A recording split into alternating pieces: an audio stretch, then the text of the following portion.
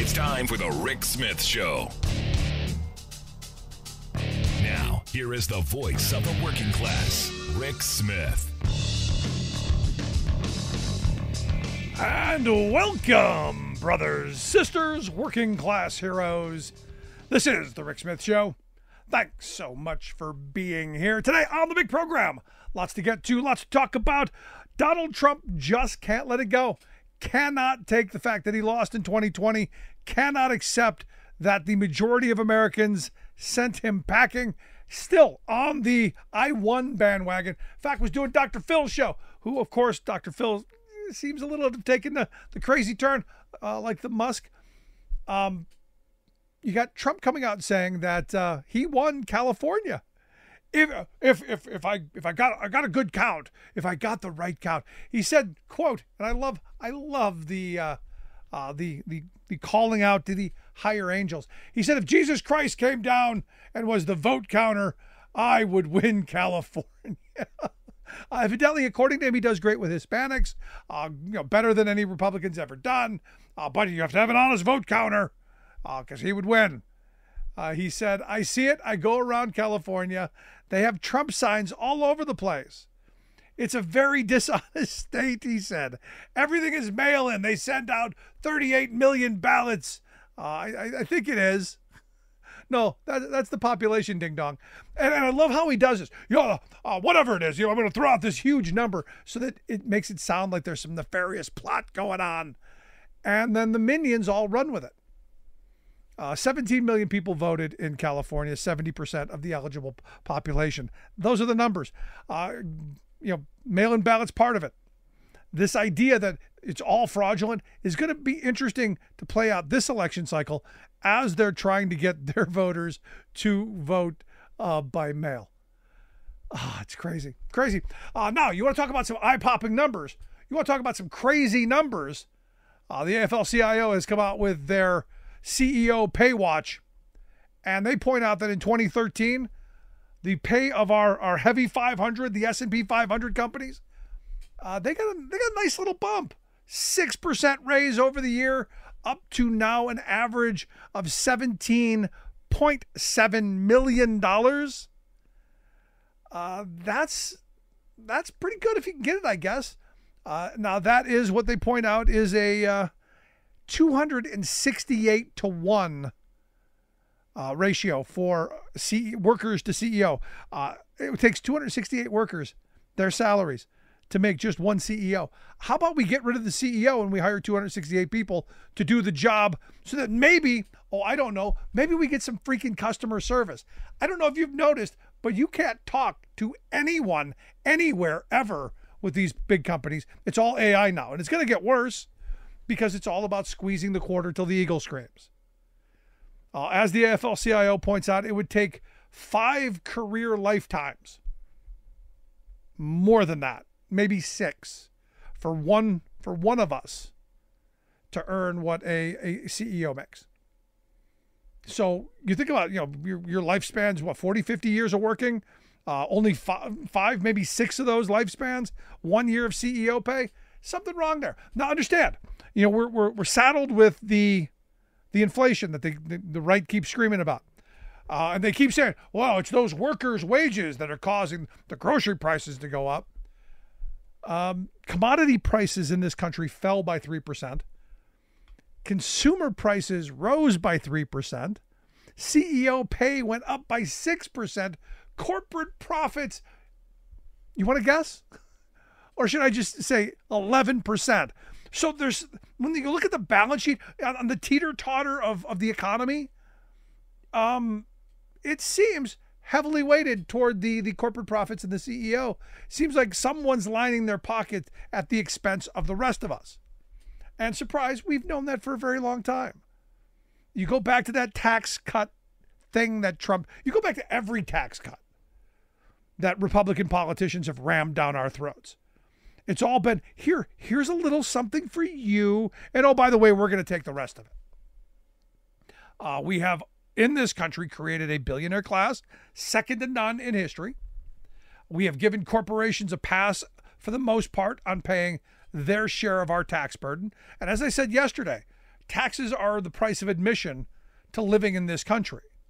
Taxes are the price of admission to being able to take advantage of all of the things that we've built, the infrastructure, the education, the healthcare, the military, the legal system, all of this stuff. And the people who exercise that, the rights to those things, I don't know, the very wealthy who use all of those things more than the rest of us, of what much is given, much is expected. So for me, this idea that we're going to cut taxes on corporations, we're going to cut taxes on the very wealthy, we're going to put so many loopholes in place that they never pay anything. But oh, by the way, any tax break that you got during the Trump years is going to sunset in 2025. I don't know. I think the message there is you working people don't matter. Clearly, I mean, that's what I take from it. When you look at the big corporations and you look at the CEOs and you look at the very wealthy, especially how they get their income, it's quite remarkable that we haven't come out with the pitchforks. And this is where during the Tea Party years, I was on board at the beginning. I got the tea thing, taxed enough already. Working people are taxed, and not just taxed, feed to death. I was talking to my producer today about his kids taking driver's ed. When I was in school, driver's ed was like a class. You didn't have to dig into your mom and dad didn't dig into the pocket to put out a couple $100 for you to take driver's ed. It was part of the curriculum. Now, no. You want your kid to play in a band? You got to come up with money. You want your kid to do extracurriculars? Now it's bake sales or dig into your pocket or sell sandwiches at work. How did we get here? You talk to college kids who are going to get, thanks to our Supreme Court, getting screwed over to get some debt relief. Taxpayers used to pay that stuff. And what we did is we said, no, we value rich people over an educated populace, rich people over a debt-free populace. They're smart.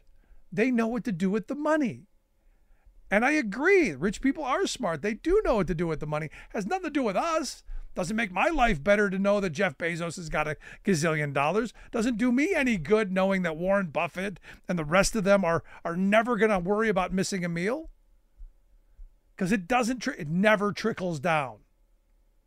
But Rick, they create jobs. No, they were going to create those jobs regardless if you gave them massive tax breaks.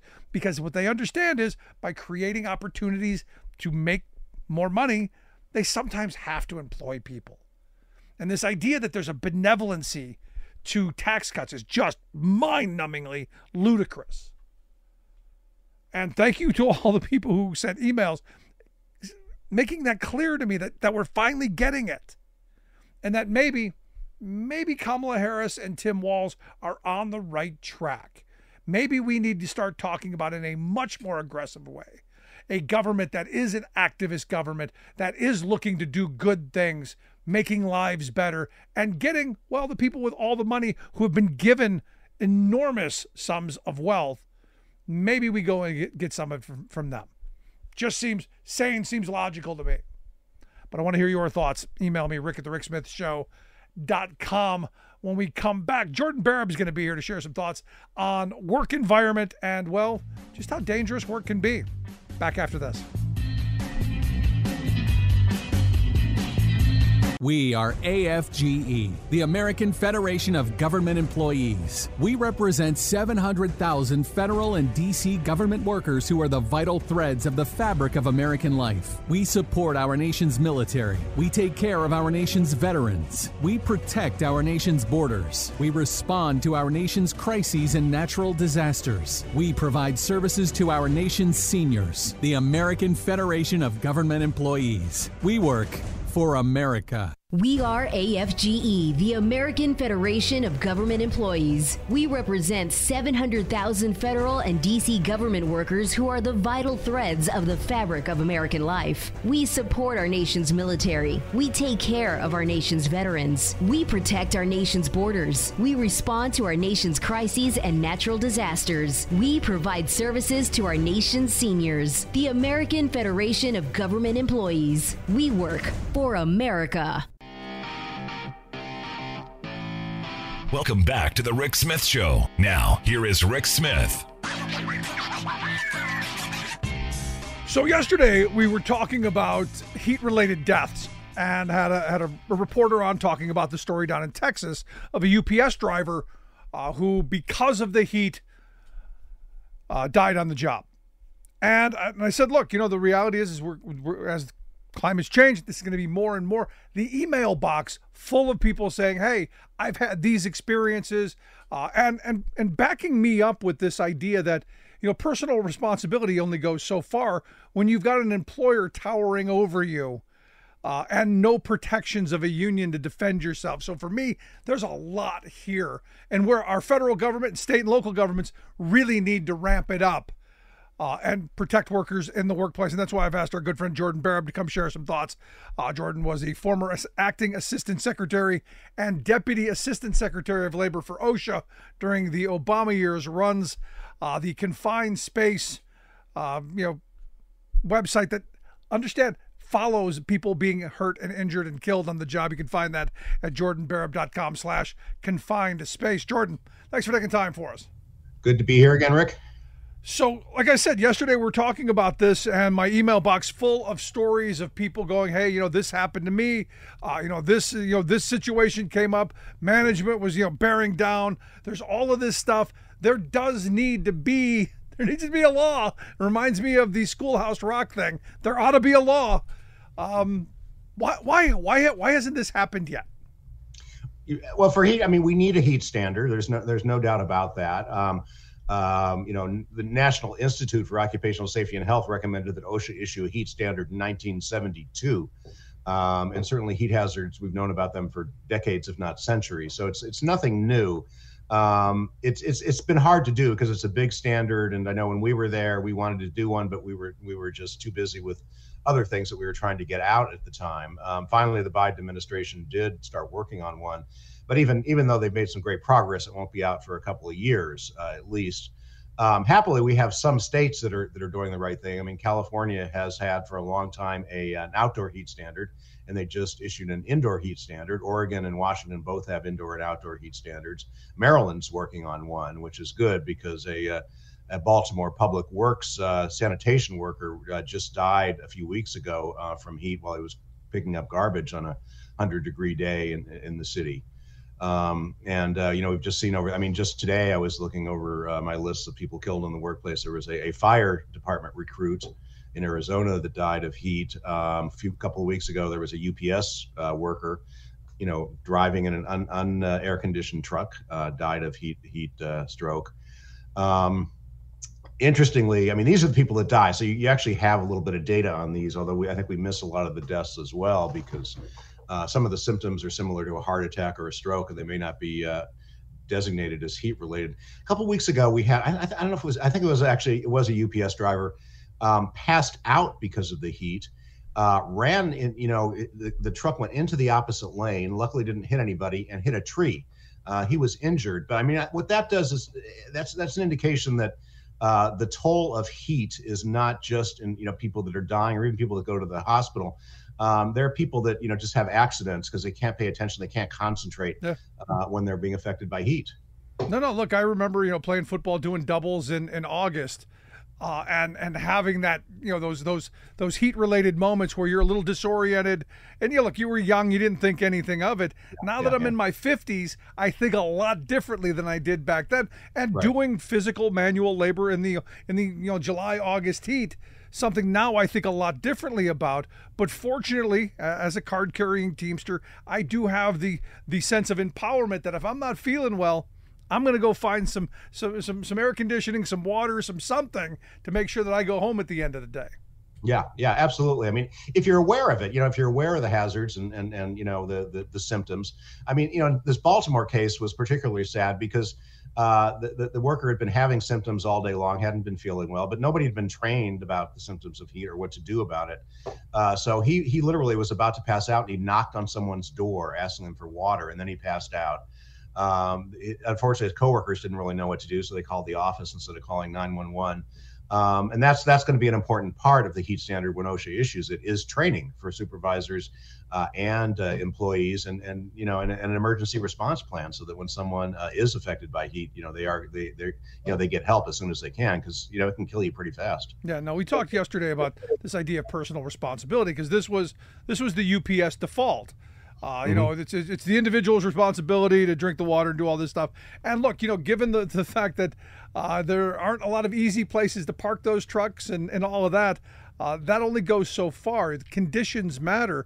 But how much of this personal responsibility argument do you think is where we should be focusing our attention?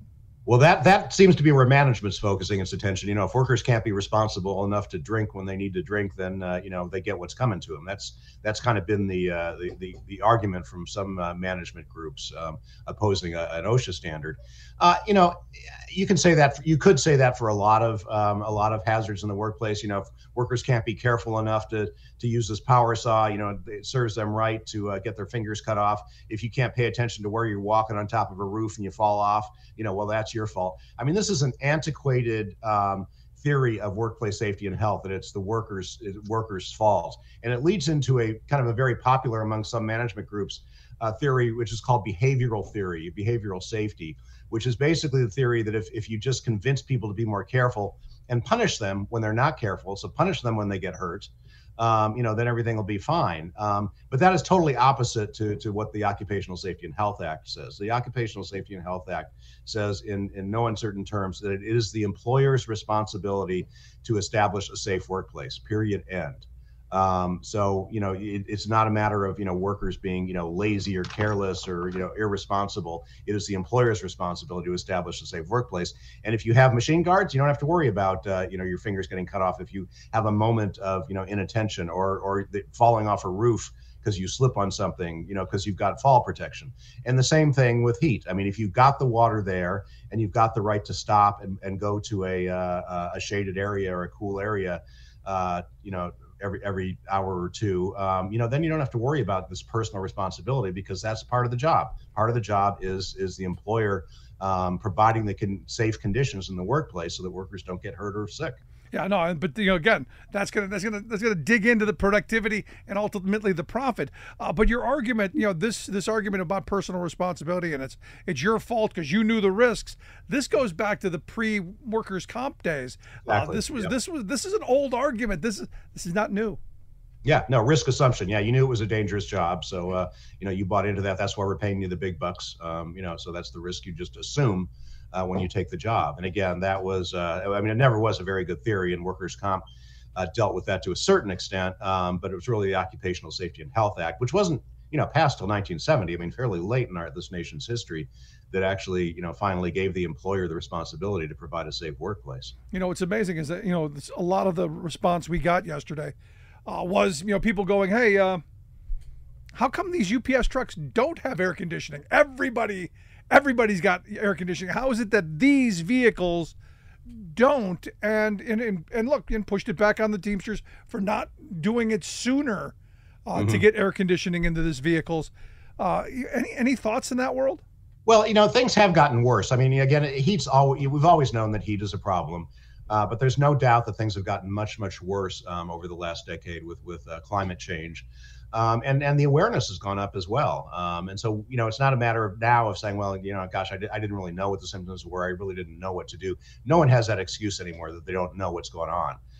And none of the regulatory agencies also have the excuse anymore that they don't have time to do it. This has become, everyone's top priority now to protect workers against heat. Is it everyone's top priority? Because I got to tell you, I'm looking at Florida, I'm looking at Texas. Two states where local municipalities said, hey, we want to have something of a heat standard. We can argue whether they were good or they're bad, too much, too little, whatever. But then you had the state come in with their preemption laws, Texas literally calling theirs the Death Star bill. Yeah. And overturning this stuff and, making heat-related deaths great again. Yeah, I misspoke when I said everyone. I mean, every responsible person.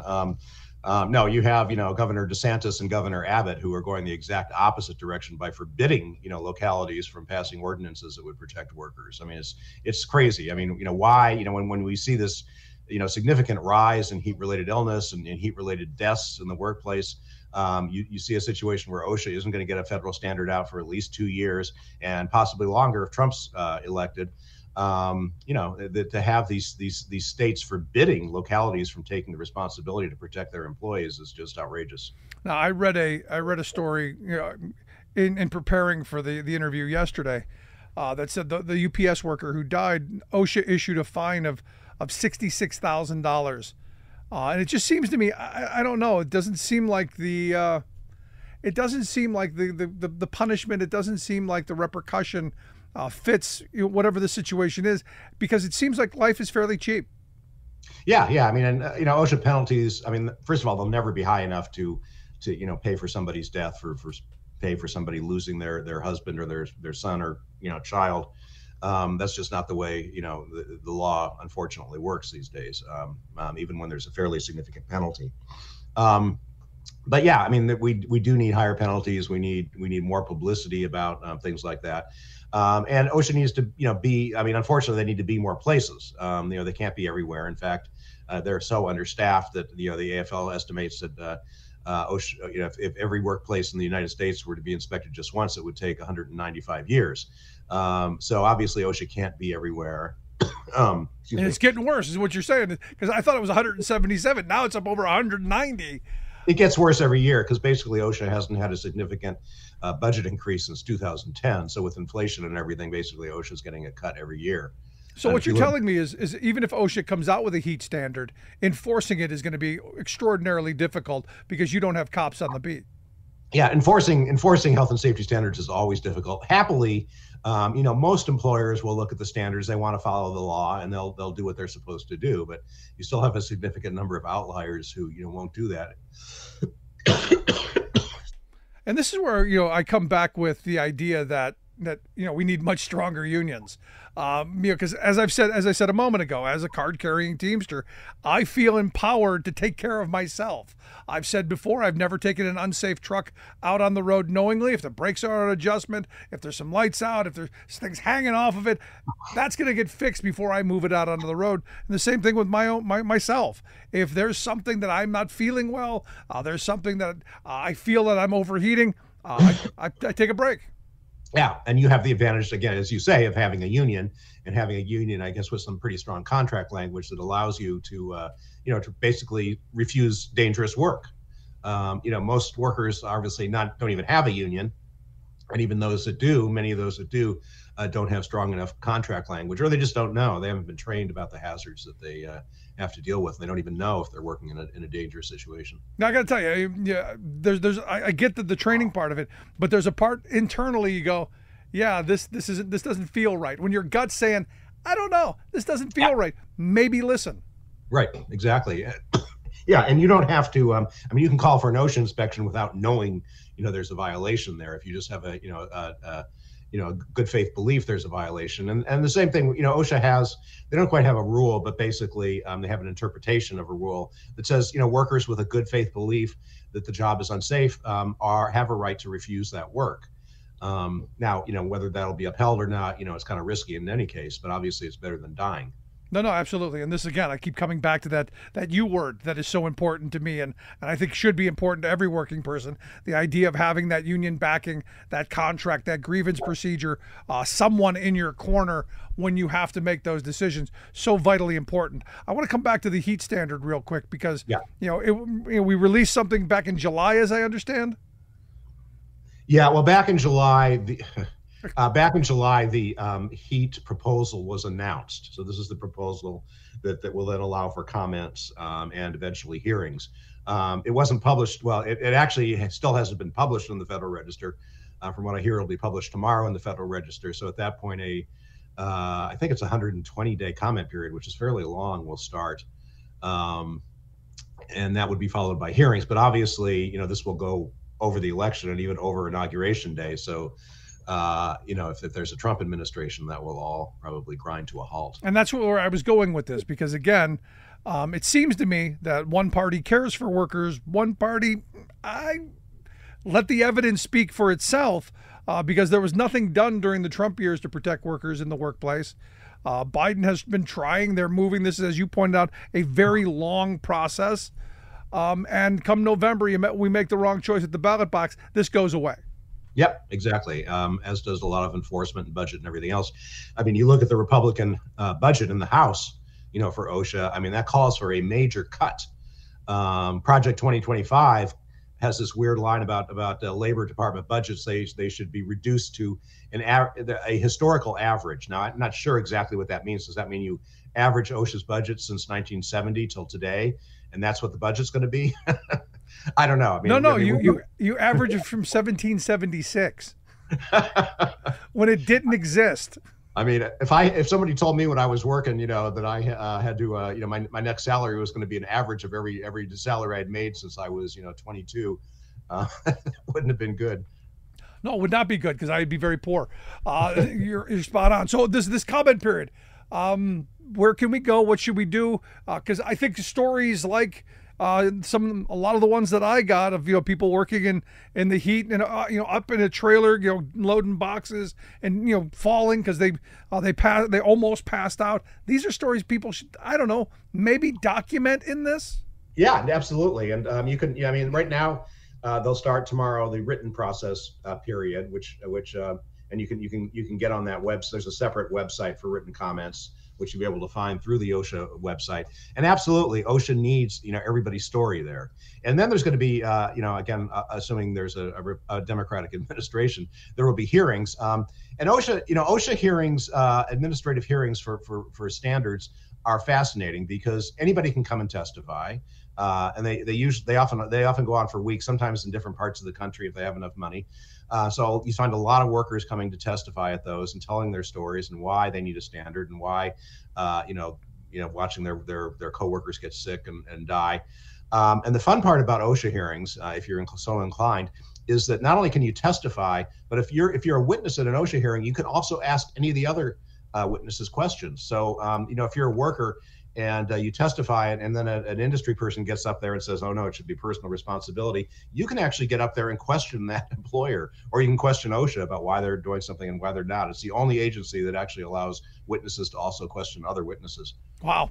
This is one of those, because I got a question. How much would it cost for you to come stand in my driveway in January or in February when it's, 5 below zero and the wind's blowing and how long just to stand there? You don't have to do any work, just stand there. How much? Yeah. Right.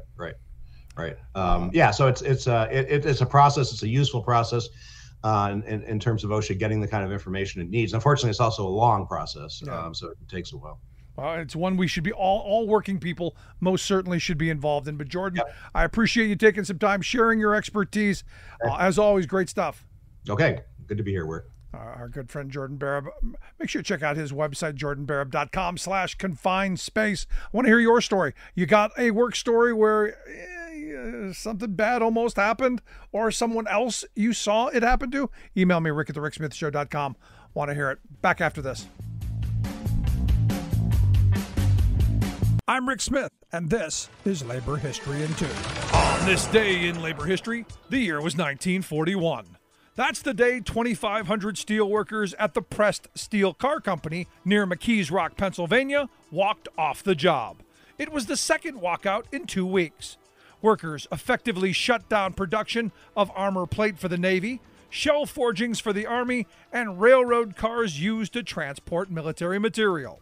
The company had gone back on promises of holding a collective bargaining election. Steelworkers Organizing Committee Sub-Regional Director Abe Martin told the Pittsburgh Press that while the union had not called the strike, workers had, quote, walked out themselves because they are fed up with the company's discrimination against them. SWAC had been trying to organize the plant for years, but the company had engineered an election for a so-called independent union 18 months earlier when the complex was only operating at half capacity. Workers walked out at the beginning of the month and ended their strike on the guarantee that negotiations for a new election would begin. But when they returned, they found that some were stripped of their seniority while others were forcefully transferred to new departments. The day before, machine shop workers on the afternoon shift were fed up and dropped their tools. Word spread throughout the evening, and by early morning, picket lines were solid and production had come to a complete standstill. When the company tried to force reopening of the plant after Labor Day, 1,500 workers formed picket lines at the gate to stop scabbing. They returned to work 10 days later in compliance with a request by the National Defense Mediation Board. The NLRB rejected SWAC's election petition 2 months later, but SWAC persisted and won exclusive bargaining rights the following June. Right-wing ideologues are mounting a three-pronged fraud, trying to delegitimize Social Security, slash its benefits, and then kill it. First, they tried to demonize our public retirement program as a socialist horror. That hasn't worked, since this pension benefit literally works, allowing millions of workaday American families to escape old age poverty. So, in lie number 2, they shriek, Social Security is bankrupt. You future retirees will be left penniless in old age. No. The bulk of retiree benefits are covered by payroll taxes, which continue to flow in. So the program is in no danger at all of folding. Well, they exclaim in lie number 3, even to keep the program on life support requires gutting it by raising people's retirement age to 70 or older and slashing monthly payments to retirees. Gosh, no again. Such a gut job would be immoral. Half of America's workers get no retirement benefits except Social Security. Plus, such callousness is totally unnecessary because there's an obvious, easy, and fair fix. Apply the Social Security tax to everyone. While working stiffs pay this tax on every dollar they earn, millionaires and billionaires are taxed only on the first $170,000 of their astronomical pay.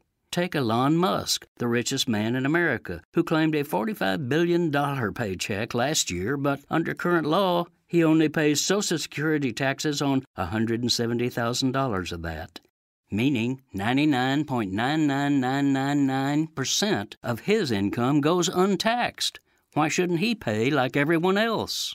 This is Jim Hightower saying, tax everyone equally, the rich as well as the working class, so everyone can have a secure, dignified retirement. That's what the American concept of the common good means.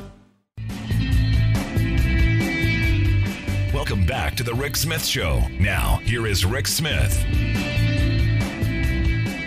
So I got a bone to pick with my next guest because we were both in Chicago for the DNC and someone didn't come to visit me, but he's got an incredible article in his latest newsletter out that's saying, hey, there are people who are begging our media to rise to the occasion of 2024, but as he points out, they're hitting new lows, and he writes, and this is the part that I find interesting. He says, this column about the decline and fall of America's political news media in such a pivotal election has proved very hard to write, not for a lack of material, but because I can't keep pace with every day's new and stunning examples of bad journalism, each one spiraling a tad lower. And look, it's been several years in the making. Every day we find a new low. And I don't know that there's a bottom, but here to share some thoughts about the new article, a little bit about the convention, maybe apologize for not seeing me. I've asked our good friend Will Bunch to come share some thoughts. He's a national columnist with the Philadelphia Inquirer. Will, thanks for taking time for us. Hey, Rick. Hey, like I was telling you before, somebody had tickets for a Cubs game at Wrigley Field, so that was my one afternoon of free time. So. Maybe if you grow some ivy and, I don't know what to tell you. But, you are forgiven. Yeah, we'll get together one of these days. You could have invited me to the Cubs game. The last time I was invited by somebody else. I was lucky, so not a lobbyist. I got a bad beer the last time I was there, so I was really thrilled with that. Yeah, well, you had lots of cool guests and people visiting you to keep you busy, so. I'm surprised you even missed me. But. No. Nobody rises to the level of Will Bunch. But I want to talk about this article, this piece you got about our news media, of which you're part of. Yeah, I am. I mean, it's interesting. I'm kind of in a lucky place, right? Because I'm a national columnist. I get to cover national affairs. Maybe don't have quite as big a travel budget as some people, but got to go to both conventions in Milwaukee and Chicago and do all those things. But I'm not. But I think one thing that's a lot different about the way I'm not an access journalist. I'm not based in New York. I'm not based in DC. If I think I need to talk to somebody for what I'm writing, I try and track down the right person wherever they are in the country. But, I'm not part of that, cocktail culture. I'm not,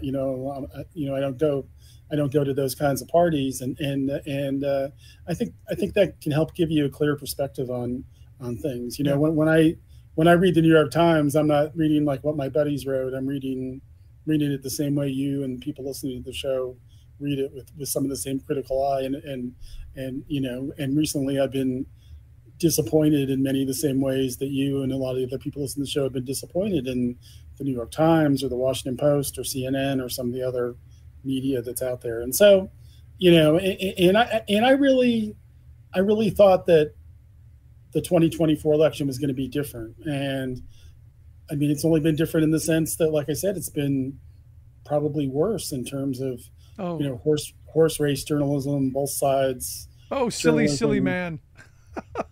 I mean, look, we know what the goal is. The goal is not informing a populace. The goal is not presenting the news as it is, so that critical thinking citizens can make choices. No, it's about getting people to eyeballs on pages and profits in pockets. That's more about what our media structure is about now than an informed populace. Yeah, I mean, it's the Politico format, right? That we're a 24-hour operation, and we don't write daily stories, we write hourly stories, because every little incremental development is going to be a story. But once you get into that mindset, you start focusing on responding to some poll. Trump posted something stupid, what does the Harris campaign have to say about it? Those little hourly things that happen during a campaign. And you never take a step back to say, the healthcare situation in this country is a disaster. We've got medical bankruptcies that no other country in the world has. What are these people going to do about it? Nobody's, I've seen almost no articles about what either candidate would do about, I mean, we know Trump wouldn't do anything, but, or what the Harris campaign would do about healthcare. And that's just one issue. No, I'm right there with you, but that's actual work.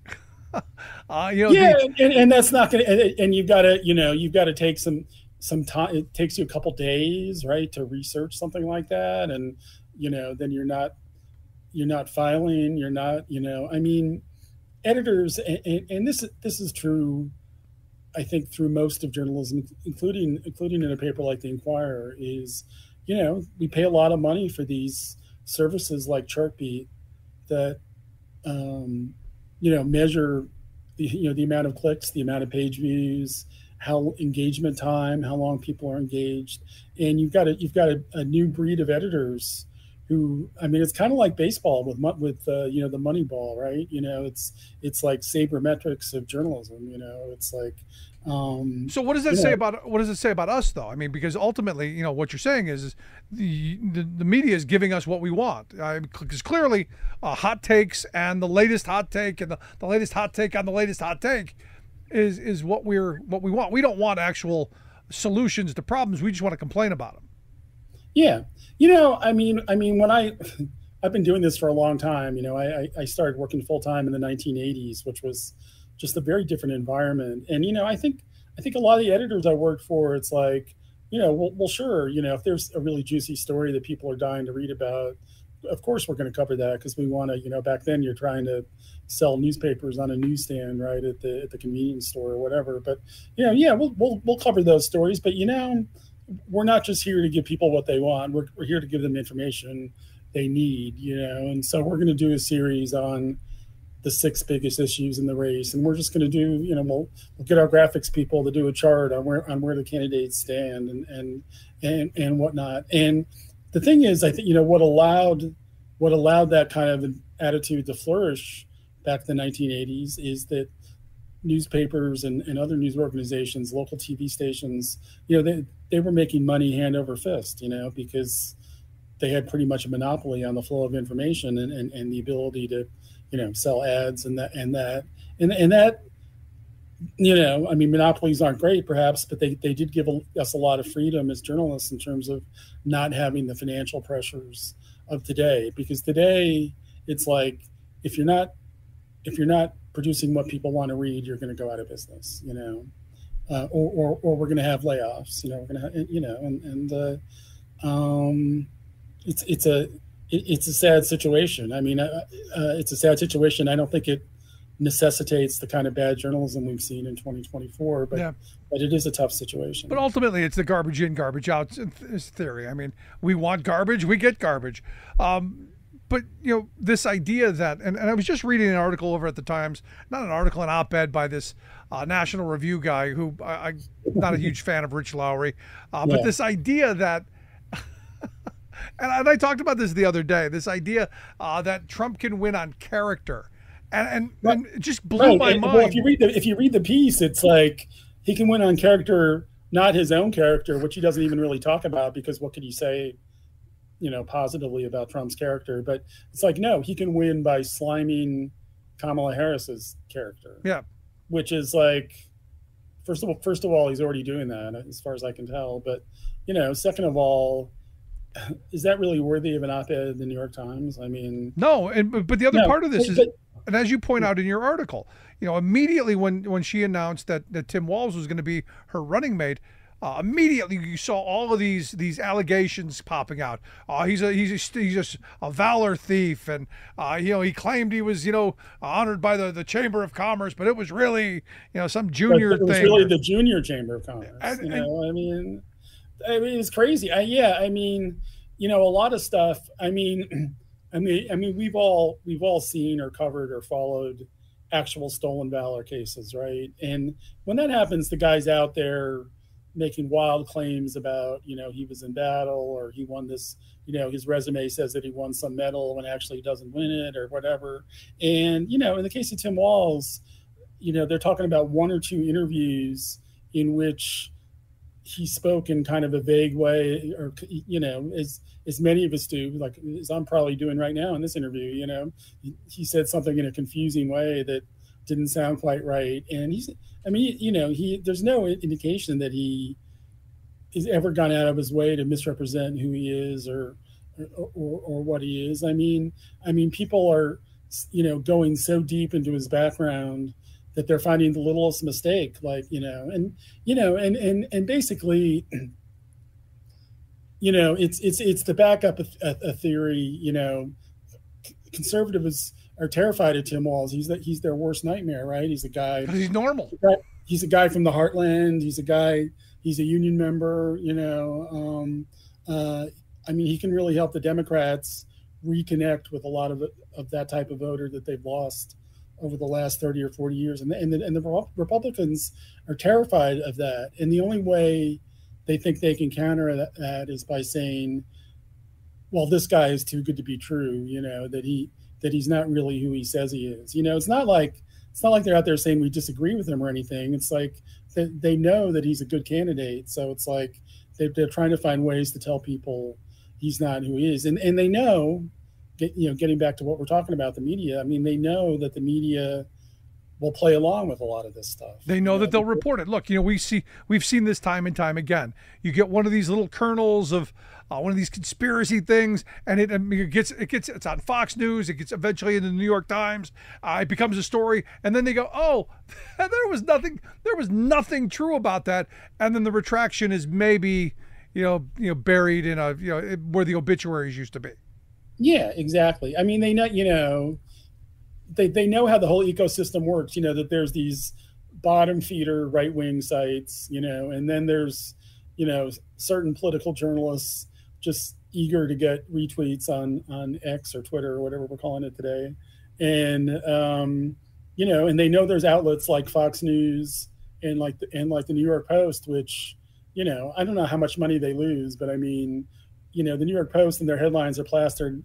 Anytime I walk into Wawa or any kind of convenience store, the first thing that hits you in the eye is the New York Post, and people see these ridiculous headlines, half of which aren't true, But then, then all of a sudden, then it's like the New York Times and the Washington Post. It's like, well, we have to, everybody's talking about this, so we have to address this in some way, so they'll address it in their backhanded way. It's like Republicans are trying to make an issue out of Tim Walz's background, and it's the Streisand effect, right? They're by trying to knock down the story, they're actually amplifying it. Yeah. And it's just, it's just, I mean, the thing with the media, it's not any one thing. It's like 5 or 6 different type things that they're doing that are all not serving the public well. No, and I've often said they've got rabbit ears. The baseball term, since you went to the Cubs game, because the right knows how to yell at the ref. You're not covering us fairly. You're not giving us time, so that they get hyper aware, and then they go beyond actually being fair with this whole both sidesism thing they do, and then they end up basically being on their side on reporting all the garbage that goes on, and then normalizing how bad. I mean, the thing that gets me is every article doesn't start off with, Trump was a horrible failure as a president, indicted, convicted of 34 felonies. Yeah, you mean, I was going to say Donald Trump, comma, a convicted felon, comma, said yesterday, I mean, that they all should, you're right, they all should begin like that. I just want to say about your point about working the refs. I mean, it's so true. And to me, I mean, my in-person, personal insights on how they get away with that or why it works is, I mean, look, different occupations attract different personality types, right? And it's not surprising that some of the qualities that make a person more liberal, questioning authority and wanting accountability and those sorts of things, some of the qualities that would cause people to maybe vote Democratic are qualities that make people want to career-wise want to go into journalism, right? And so, people say, and it's true, that, in newsrooms, if you find out who people voted for, probably a lot more of them voted for a Democrat than for a Republican. There's not a lot of conservatives in newsrooms. But you know what? There's also a certain amount of guilt about that, right? It's like, well, we don't want, our whole mantra is that we're, not biased. And because we kind of are sort of liberal, although, some of the elite Washington journalists who make 6 or 7 figures probably aren't that liberal anymore. But, we don't want people to think that. And so we're going to bend over backwards to be, and funny, the counter to that is, they also like go way out of their way to disavow the far left, because there's no way they want to be associated with that. But they'll bend over backwards to accommodate Republicans and the right, because they feel that shows the world that they're not biased. And that's it's hard to explain if you're not a journalist, but that, being able to say that you're not biased or that you're fair, and those two things aren't exactly the same, by the way, but, being able to say that you're not biased is such an important value to journalists that what it ends up doing, though, is it ends up creating journalism that creates a warped picture of reality. And how is that serving the public? Right? No, absolutely. And look, as a labor guy, I look at the labor issue. There's no way, and this is when Biden was in the election, there is no way that you can put Joe Biden and Donald Trump in the same sentence when you're talking about making lives of workers better and pushing labor policy. Donald Trump was terrible for organized labor, terrible for working people. His tax policies were horrible, but they normalize how bad he was by comparing him to Biden. And there's no comparison whatsoever on any planet in any way, shape, or form. But it's that kind of both sidesism journalism that's gotten us, I think, into the mess that we've got, when we really need the information of just how bad Donald Trump was. Yeah, and especially for working people, and especially, he was so bad on unions, and a lot of it's the kind of stuff that just doesn't get a lot of coverage.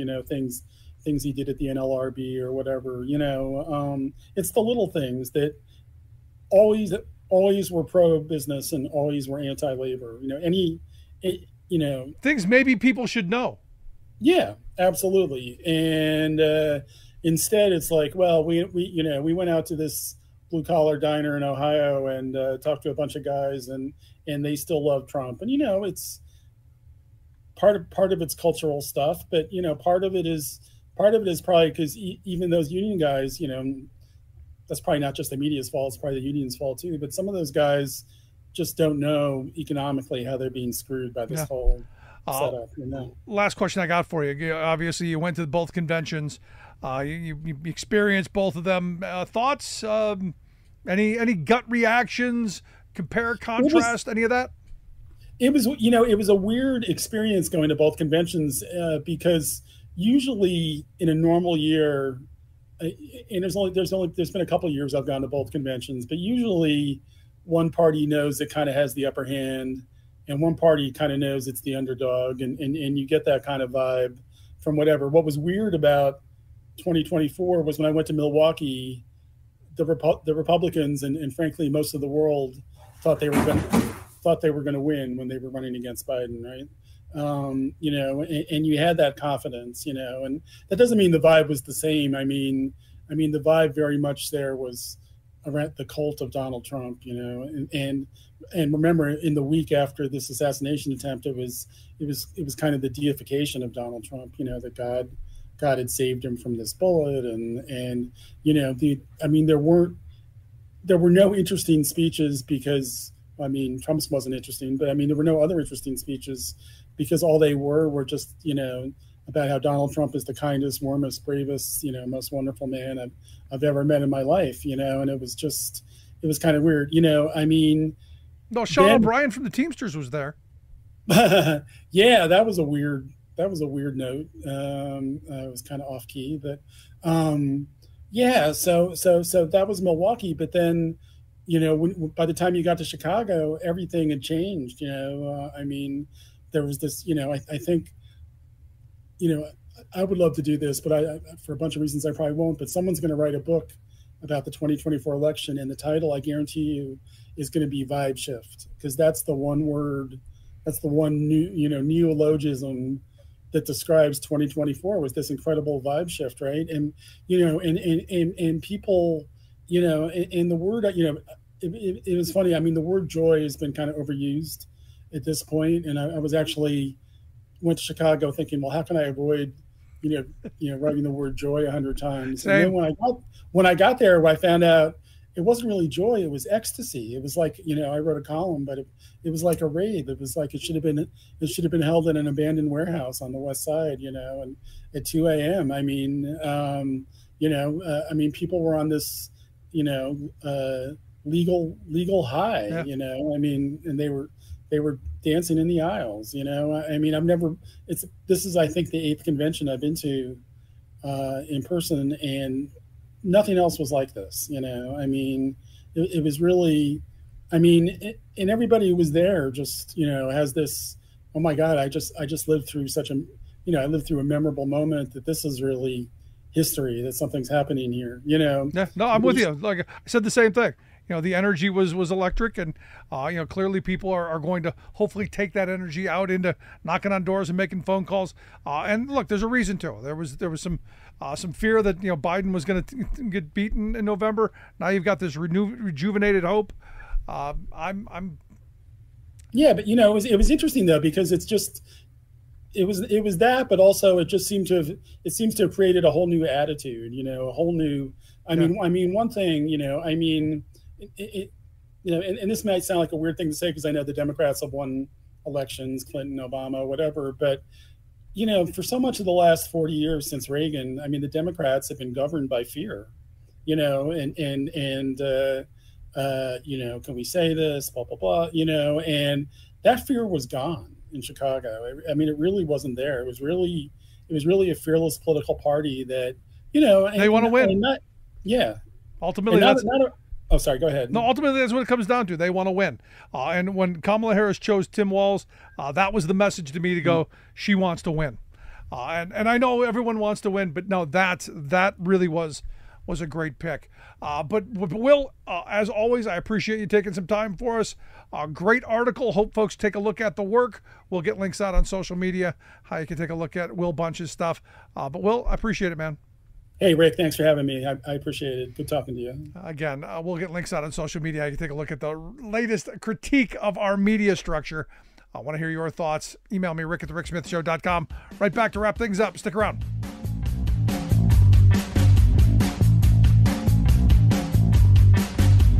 I'm Rick Smith, and this is Labor History in 2. On this day in labor history, the year was 1907. That was the day that became known for the Quebec Bridge disaster in Canada. Workers were building a cantilever bridge over the St. Lawrence River. This was not an easy task. The river was 2 miles wide at its narrowest point. The river was deep, moved quickly, and was icy in the winter. But in the late 1880s, businessmen in Quebec who wanted to keep up trade with Montreal decided the river had to be spanned. The project did not begin for more than a decade due to a lack of funds. Finally, the Canadian government supported the project to improve the nation's railway infrastructure. Theodore Cooper, a respected American bridge designer, was signed on for the project. Despite concerns about the bridge's design, he never visited the site due to illness. 86 men were working on the project that fateful day. Their workday was drawing to a close when the bridge suddenly collapsed. 75 men plunged to their deaths. Some of their bodies were never found. The bridge collapsed because of design flaws. The official report of the disaster noted that the loss of life, quote, might have been prevented by the exercise of better judgment on the part of those in responsible charge of the work for the Quebec Bridge and Railway Company and the Phoenix Bridge Company. Unfortunately, it was not the last tragedy trying to cross the St. Lawrence. After the bridge collapsed, the Canadian government took over the project. A partial collapse on that effort killed 13 more workers in 1916. The bridge finally opened in 1917. Its completion came at a high price, costing $22 million and 86 lives. Labor History in 2 brought to you by the Illinois Labor History Society and The Rick Smith Show. For more information, go to laborhistoryin2.com.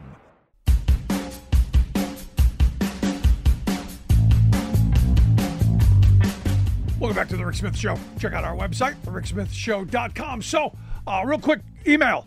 Steve sent me an email saying on your 8/27/24 show, you said character matters. Yes, he writes, Trump is lacking character, and 100% of that lack is based on his being a Machiavellian, sadistic sociopath. Steve writes, these are probably the most dangerous people on the planet that the planet has ever seen. Both Mussolini and Hitler had this. They have no conscience, and therefore they have no guardrails preventing them from doing evil. They manipulate people like pawns on a chessboard. They exist entirely outside of our social contract and its virtues. And this is true. Look, I mean, and I think that's part of the reason that people are drawn to them. Because they're like, I don't care about anybody. I don't care about you or anybody else. But more importantly, I really don't like those people. And that, I think, has caught a lot of people's attention. The cult is that kind of anger. And look, the anger is real out there. What we were told as kids that, you work hard, play by the rules, you're going to get ahead. A lot of people struggling. And anger sells. Going to finish off with Dave McCormick, Senate candidate here in my state of Pennsylvania. Evidently, someone in the social media department's going to get fired because they reposted a news clip of a Mississippi television station that reported on a shooting that allegedly involved an MS-13 gang member who, according to the reports, shot multiple people after coming here illegally. And so they put this out, saying MS-13 gang members are terrorizing Philadelphians because of Harris and Casey's radical open border policies. Now, they took it down a couple minutes later because, well, someone pointed out those little letters after the city, those are called states. Philadelphia, Mississippi, kind of far from Philadelphia, Pennsylvania. And look, the Bob Casey campaign did not waste a minute going after them. Casey's communications guy said, since David McCormick lives in Connecticut, it's not surprising he can't tell you the difference between Pennsylvania and Mississippi. He writes, we can help, Dave. Pennsylvania is the state that's going to reject you in November. I do find it interesting. Now, again, they got rid of the social media post because, oops, that's how it goes. Anyway, if you missed any of today's program, make sure you get the podcast. Wherever you find your favorite podcast, you'll find ours. Also, freespeech.org for the video. You got questions, comments, something I said made you think, made you angry, made you mad, happy, sad. I want to hear about it. Rick at thericksmithshow.com. As always, thanks so much for being here. We'll see you back here next time.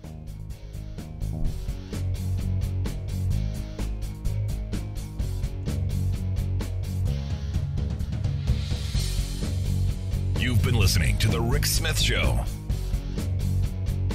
Email Rick at rick@thericksmithshow.com.